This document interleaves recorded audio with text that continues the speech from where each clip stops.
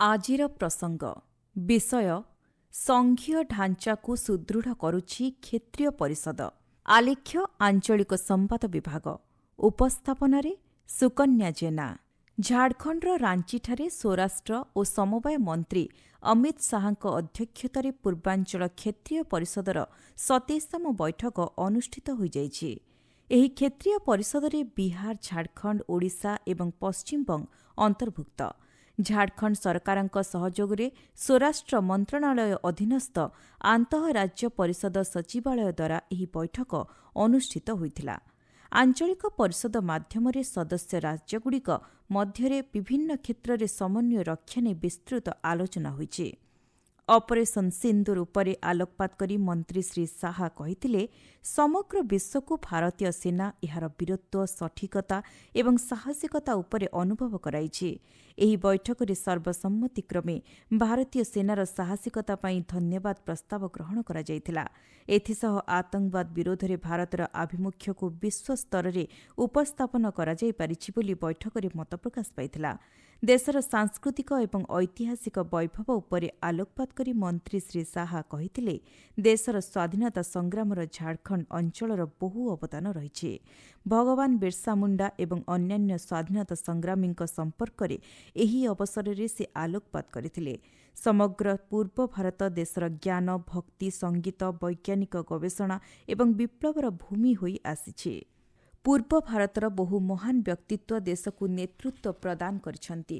ପ୍ରଧାନମନ୍ତ୍ରୀ ନରେନ୍ଦ୍ର ମୋଦି ସର୍ବଦା ସହଯୋଗ ସଂଘୀୟତା ଆଧାରରେ ଭାରତ ଗଠନର ଦୃଷ୍ଟିକୋଣକୁ ଉପସ୍ଥାପନ କରିଆସିଛନ୍ତି। ରାଜ୍ୟ ଏବଂ କେନ୍ଦ୍ରଶାସିତ ଅଞ୍ଚଳଗୁଡ଼ିକ ବିକାଶ ଘଟିଲେ 2047 ବିକଶିତ ଭାରତ ସ୍ୱପ୍ନ ହାସଲ କରିବା ସମ୍ଭବ ହୋଇପାରିବ। ଆନ୍ତଃରାଜ୍ୟ ପରିଷଦ ଏବଂ ଆଞ୍ଚଳିକ କ୍ଷେତ୍ରୀୟ ପରିଷଦଗୁଡ଼ିକ ଦେଶର ସଂଘୀୟ ଢାଞ୍ଚାକୁ ସୁଦୃଢ଼ କରିପାରିଛନ୍ତି। ଗତ ଏକ ଦଶନ୍ଧି ମଧ୍ୟରେ ଏଭଳି ବହୁ ବୈଠକ ଅନୁଷ୍ଠିତ ହୋଇଛି ଏବଂ ଏହାର ସୁଫଳ ମଧ୍ୟ ବିଭିନ୍ନ କ୍ଷେତ୍ରରେ ପରିଲକ୍ଷିତ ହେଉଥିବା ଜଣାପଡ଼ିଛି।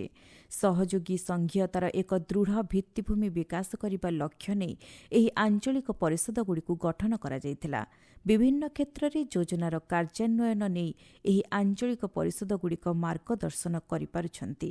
ଏହାଦ୍ୱାରା କେନ୍ଦ୍ର ଏବଂ ରାଜ୍ୟ ତଥା ବିଭିନ୍ନ କ୍ଷେତ୍ରରେ ସୃଷ୍ଟି ହେଉଥିବା ଆହ୍ୱାନଗୁଡ଼ିକର ତ୍ୱରିତ ତଥା ସଫଳ ସମାଧାନ ହୋଇପାରୁଛି। ଆଞ୍ଚଳିକ ପରିଷଦଗୁଡ଼ିକ କେବଳ ଆଲୋଚନାର ମଞ୍ଚ ନୁହେଁ, ବରଂ ବିକାଶର ଇଞ୍ଜିନ୍ ଭାବେ କାର୍ଯ୍ୟ କରୁଛନ୍ତି। 2014ରୁ ଏପର୍ଯ୍ୟନ୍ତ 63ଟି ଆଞ୍ଚଳିକ ପରିଷଦ ବୈଠକ ଅନୁଷ୍ଠିତ ହୋଇସାରିଛି। 2004ରୁ 2014 ମଧ୍ୟରେ ହୋଇଥିବା ବୈଠକ ସଂଖ୍ୟା ତୁଳନାରେ ଏହା 2 ଗୁଣରୁ ଅଧିକ। ପରିଷଦ ବୈଠକଗୁଡ଼ିକରେ ହୋଇଥିବା ଆଲୋଚନାରୁ 80%ରୁ ଅଧିକ ସମସ୍ୟା ସମାଧାନର ମାର୍ଗ ଉନ୍ମୁକ୍ତ ହୋଇପାରିଛି।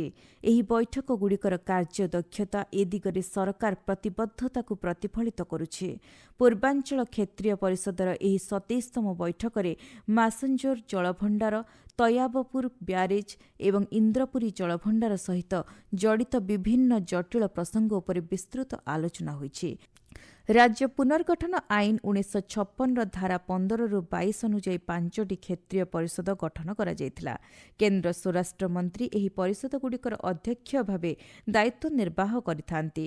ସଦସ୍ୟ ରାଜ୍ୟ ତଥା କେନ୍ଦ୍ରଶାସିତ ଅଞ୍ଚଳଗୁଡ଼ିକର ମୁଖ୍ୟମନ୍ତ୍ରୀ କିମ୍ବା ଉପରାଜ୍ୟପାଳ କିମ୍ବା ପ୍ରଶାସକ ଏହାର ସଦସ୍ୟ ଭାବେ କାର୍ଯ୍ୟ କରିଥାନ୍ତି। ସେମାନଙ୍କ ମଧ୍ୟରୁ ପ୍ରତ୍ୟେକ ପର୍ଯ୍ୟାୟକ୍ରମେ ଏହି ପରିଷଦର ଉପାଧ୍ୟକ୍ଷ ଦାୟିତ୍ୱ ବହନ କରିଥାନ୍ତି। ପ୍ରତ୍ୟେକ ସଦସ୍ୟ ରାଜ୍ୟ ବା କେନ୍ଦ୍ରଶାସିତ ଅଞ୍ଚଳର 2 ଜଣ ମନ୍ତ୍ରୀଙ୍କୁ ରାଜ୍ୟପାଳ ପରିଷଦର ସଦସ୍ୟ ଭାବେ ମନୋନୀତ କରିଥାନ୍ତି। ପ୍ରତ୍ୟେକ ଆଞ୍ଚଳିକ ପରିଷଦ ମଧ୍ୟ ସଦସ୍ୟ ରାଜ୍ୟ ବା କେନ୍ଦ୍ରଶାସିତ ଅଞ୍ଚଳଗୁଡ଼ିକର ମୁଖ୍ୟ ଶାସନ ସଚିବଙ୍କୁ ନେଇ ଏକ ସ୍ଥାୟୀ କମିଟି ଗଠନ କରିଛି। ଆନ୍ତଃରାଜ୍ୟ ପ୍ରସଙ୍ଗଗୁଡ଼ିକର ସମାଧାନ ଲକ୍ଷ୍ୟ ନେଇ ପ୍ରଥମେ ଏହି ମୁଖ୍ୟ ଶାସନ ସଚିବ ସ୍ତରୀୟ କମିଟିରେ ଆଲୋଚନା କରାଯାଏ। ଏହାପରେ ଏହି ପ୍ରସଙ୍ଗଗୁଡ଼ିକ ଉପରେ କ୍ଷେତ୍ରୀୟ ପରିଷଦ ବୈଠକରେ ମତ ବିନିମୟ ହୋଇଥାଏ।